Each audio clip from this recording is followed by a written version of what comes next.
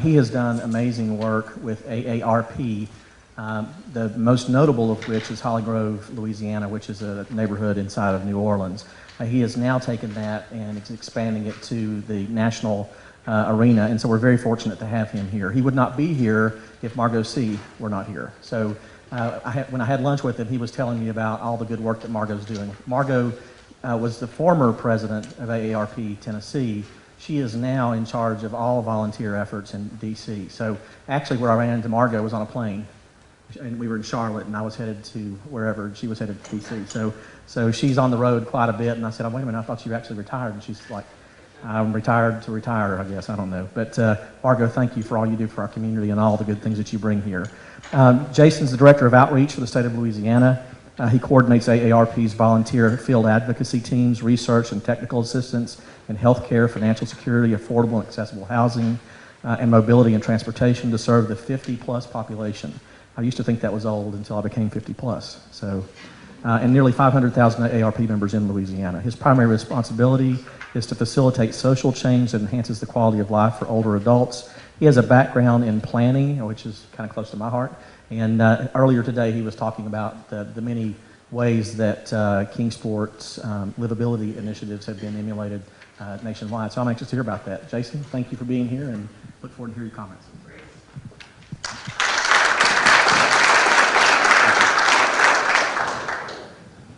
Just want to make, okay, good, it's on. So thank you so much. It's so good to be in Kingsport. I came here last year around this time, and being in New Orleans, our idea of fall are brown leaves. And so to be in a place where we have orange and red and yellow, it's such a beautiful place to be. And I'm so glad for the invitation to be here, and thank you. Before I start the presentation, I want to share a story, one that is near and dear to my heart, but one that really explains why livable communities is important to me personally, but also why livable communities is important to AARP as a national organization that represents people 50 and older. The story actually begins in 1961. A young couple at that time, in 1961, built their first house together. They had met while they were in elementary school in rural Mississippi. They'd moved to northern Louisiana after the war. They started to raise 3 children in a very small one-bedroom house in the middle of Monroe, Louisiana, and then decided that after saving up their money and their family had grown, that they needed more space. So they moved right outside of town on a local bayou and built their dream home. Something that a lot of us know our parents and grandparents have done in their lives. In 1961, when they built their house, there was a gravel road in front of it. It was ideal for them because they were just close enough to drive to all the services that they needed, but just far enough out of the hustle and bustle of a growing town. Well, the town began to grow, and so did that gravel road. That gravel road turned from a gravel road into a 2-lane road, a 2-lane road with a turn lane, a 4-lane road with a turn lane. And by the time 1985 came around, they had 5 lanes of traffic, one of the busiest roads in the entire town, right in front of their house. But the entire time that those roads were being built, something was missing. Something that they didn't think that they needed, so they never looked and realized that it was missing. Until they became older and realized that they couldn't drive any longer. The thing that was missing was a sidewalk. That one piece of infrastructure, they would later learn in their life, would make the difference between accessing their drugstore, their grocery store, their church, all within a 16th mile of their home. It was the difference between them staying in their home or going into assisted living. When they decided to put up their keys, no one in their family knew why they put up their keys. There's an old saying that we have in our driver safety program that the people who live longest and best in their lives never make a left-hand turn. Well, one can only imagine what trying to make a left-hand turn on 5 lanes of busy traffic could be for an 89-year-old. And so we assumed that that couple probably hung up their keys because they were scared of driving. The family took care of that couple for as long as they could, but it became untenable because of the things that they needed, and so assisted living was their option. Ask now the woman who happens to be my grandmother, who's 94 years old and is thriving in her assisted living place, Granny, what would it have been in order for you to stay in your own home? And mind you, she's very happy where she is now, but she said, if I had a sidewalk, I could have gotten in your granddaddy's motorized wheelchair and got everything we needed, and your aunt would only have had to come once a week instead of 4 times a week. A sidewalk. Well, a sidewalk is what we're talking about when we turn that on, about baby boomers and what they want out of a community. What do baby boomers want? What are livable communities? And what is a philosophy that we can adopt in our own communities that help us get to livable communities? So in today's presentation, you're going to learn 3 things. You're going to learn some basics about baby boomers and what they are looking for in their communities. You're going to learn what livable communities are, and you're going to learn a philosophy that will help you get to a livable community. But first, let's talk about the baby boomers. We hear the statistic often, but it can't be said enough. 70 million baby boomers will be over 65 by the year 2030.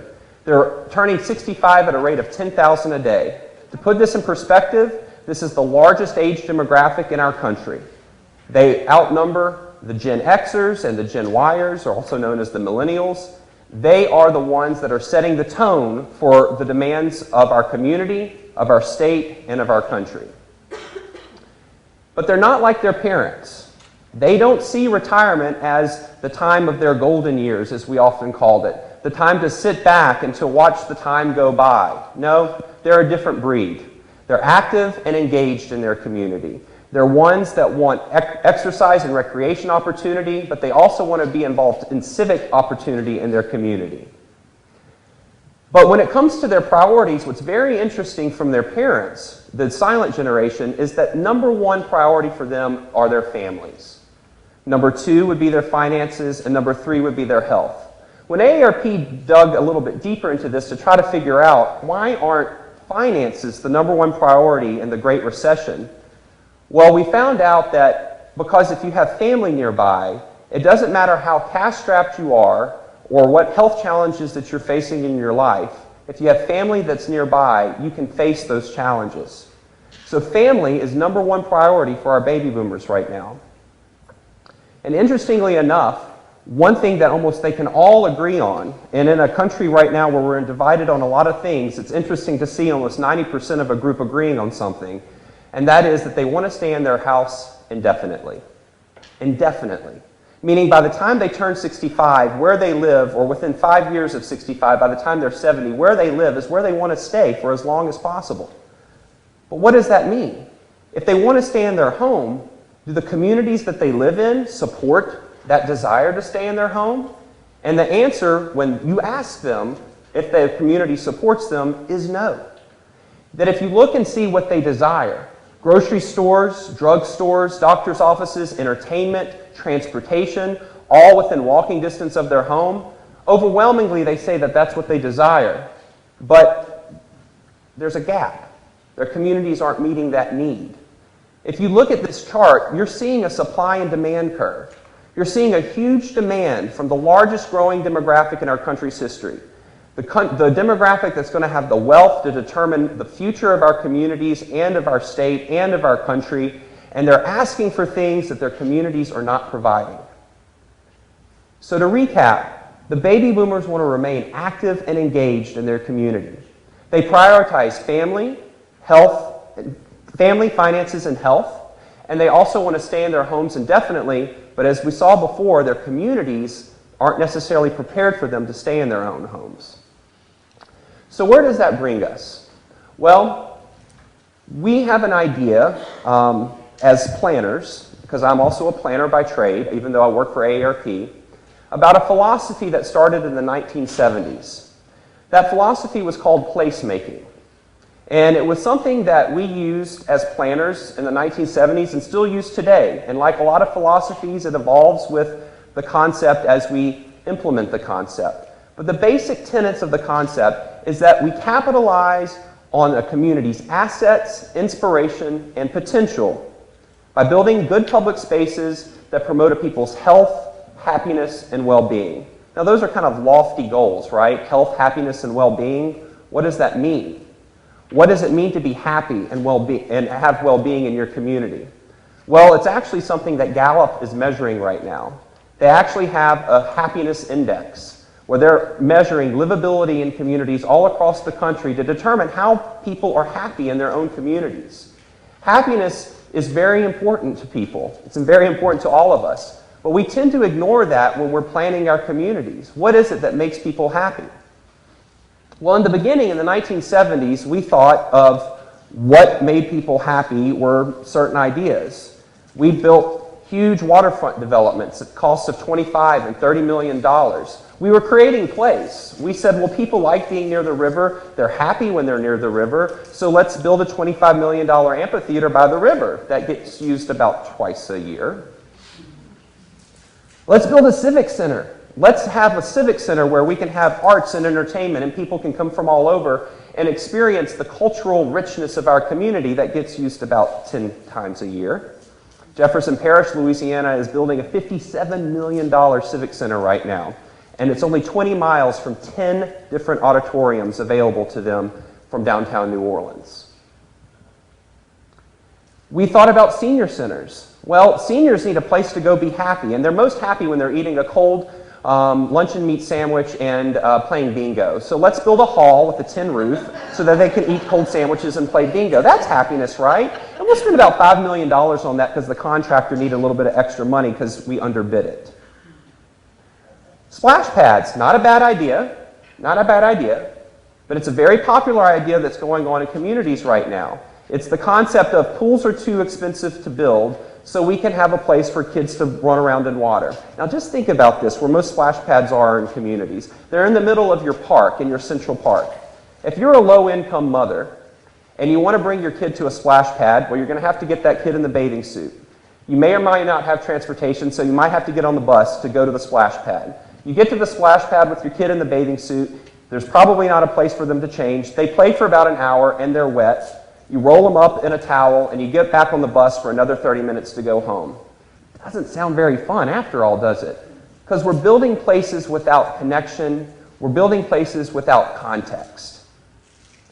People caught on to that. We realized that we weren't investing our money the best way possible. So communities started to take the philosophy of placemaking and they started to do things that were kind of novel at the time. Planners started to actually ask residents what they wanted in their communities. Imagine that, being asked what you wanted in your community. So San Diego asked their neighborhoods, what's important to you? And they said, our identity is important to us. So San Diego came up with a creative street sign placement where they identified each neighborhood in their community with street signs that the residents and local artisans had built. So that you have a sense of place, but it's not $25 million. You have festivals that go on that are already existing in your towns, that are already bringing people to your downtown.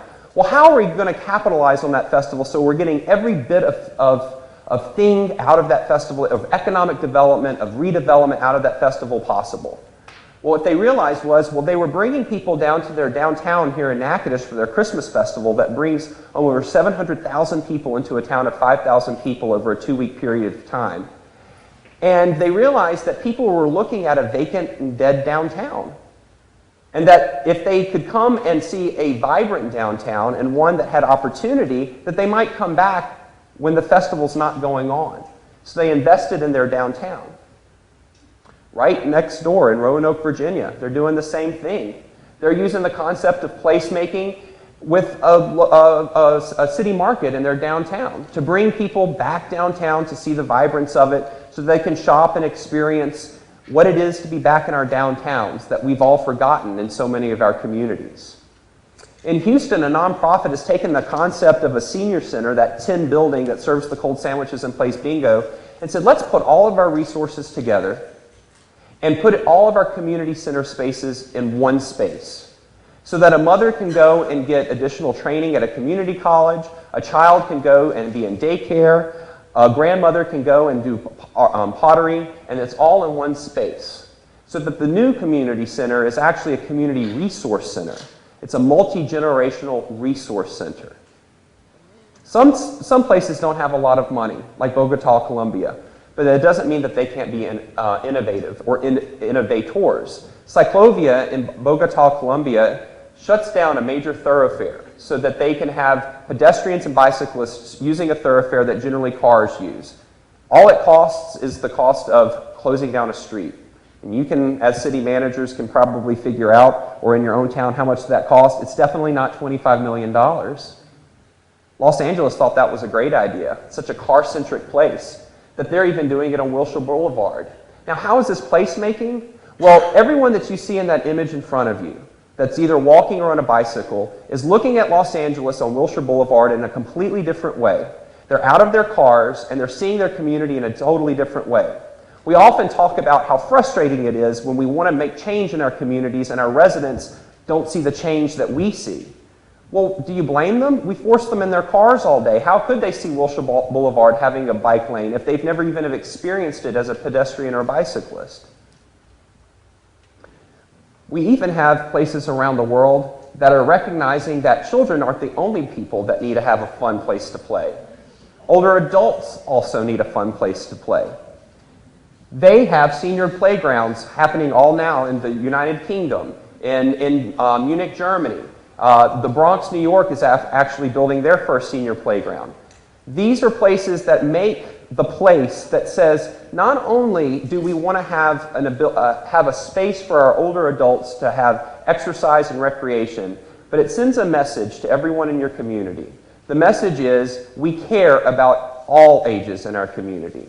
We invest in all ages in our community. It sends a very clear message to everyone in your community that you care about them.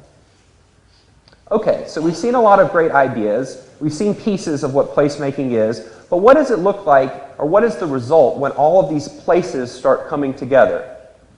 Well, we have a livable community. We have a community where people of all ages and ability can live, work, and play. Live, work, and play. That's livable community in a nutshell. It's very easy. But what does it look like?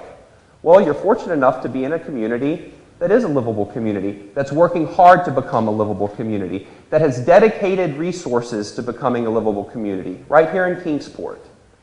Kingsport, like many towns across this country, faced a crisis in the 1990s.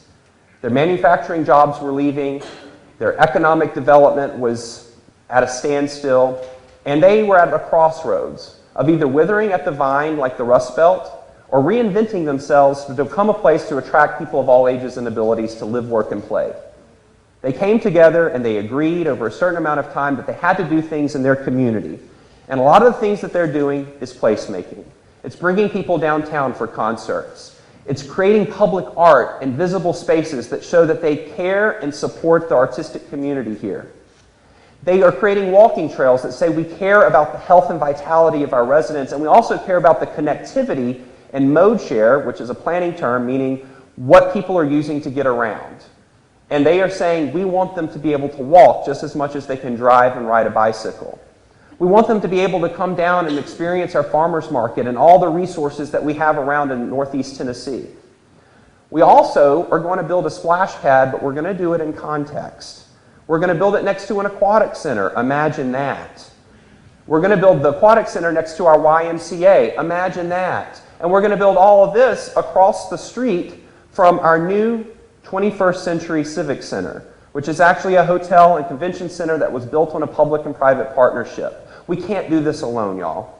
We cannot do this alone. We have to have the corporate partners in order for us to succeed for the future. This is an example of what the 21st Century Civic Center looks like.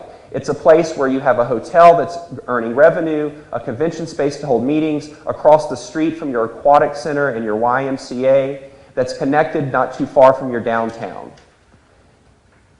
So when you have all of this together, the reason I put this picture up here is because you have to do it with partnerships. You can't do it alone.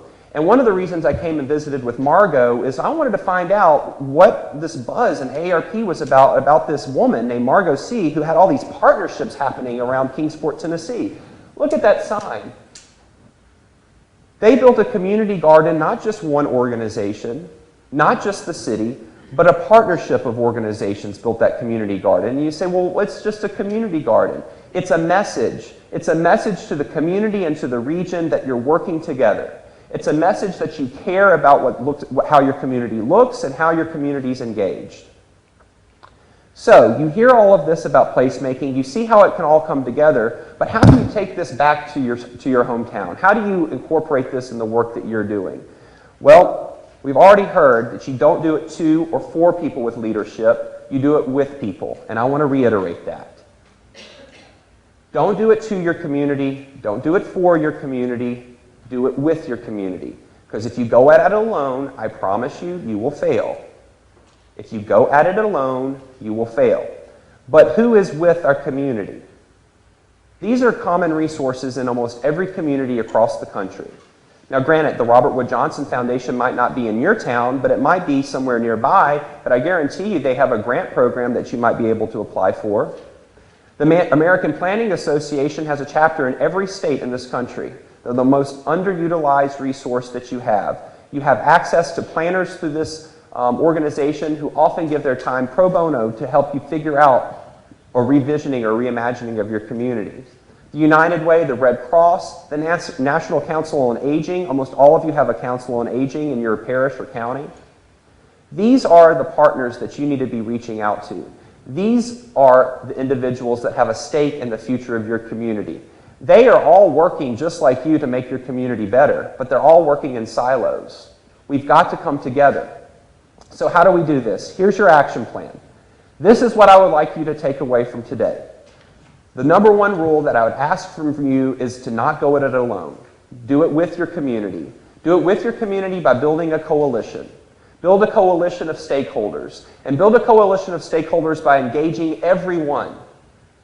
Don't just engage the obvious. Don't just engage your neighborhood president. Engage the residents that are at the neighborhood meeting. Don't just engage the CEO of a large corporation. Engage that outreach director who's working his or her butt off to help people understand how important their corporation is. Don't just engage the mayor, engage his staff, the ones that are actually doing a lot of work. No offense to the mayor if he's still here. Engage everyone, because by engaging everyone, you're learning about what the community priorities are. And we all know there is a menu of priorities that are in our communities. It's overwhelming sometimes because we see all the need in our community and we have no idea where to start. We'll start by prioritizing them. Is the Civic Center the priority? Is the Civic Center the priority? Probably not. What's probably priority is some better transportation, some activities for recreation, better schools, low crime. Crime rates are soaring around this country.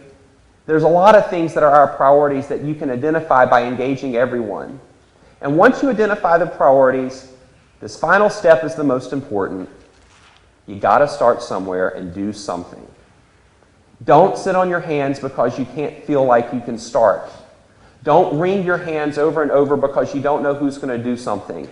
Go and put a potted plant out in front of City Hall. Go and plant a tree in your street median. Go paint a blighted building somewhere in your neighborhood. Go clean up trash and make it visible in your downtown. Do something, because if you don't do something, then all the work that you've done before goes away. The worst thing that planners do in this country is get everyone excited, get everyone thinking and imagining and re-envisioning their community, and they leave there thinking in 2 weeks they're going to get that sidewalk, bike path, that rapid bus transit to the next town, their community center, and they're not, because we don't have that ability. So instead of raising expectations and not fulfilling them, set expectations and do something. Because the time is now. We are now at the crossroads in every community where we're either going to be preparing for that aging demographic and making sure that the community they want is a place where they can live, work, and play, or our communities are going to wither because people will leave our communities because it can't support them. So the time is now to do something. Thank you so much.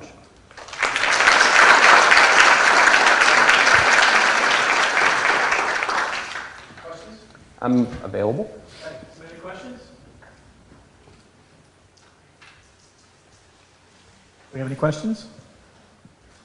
No questions.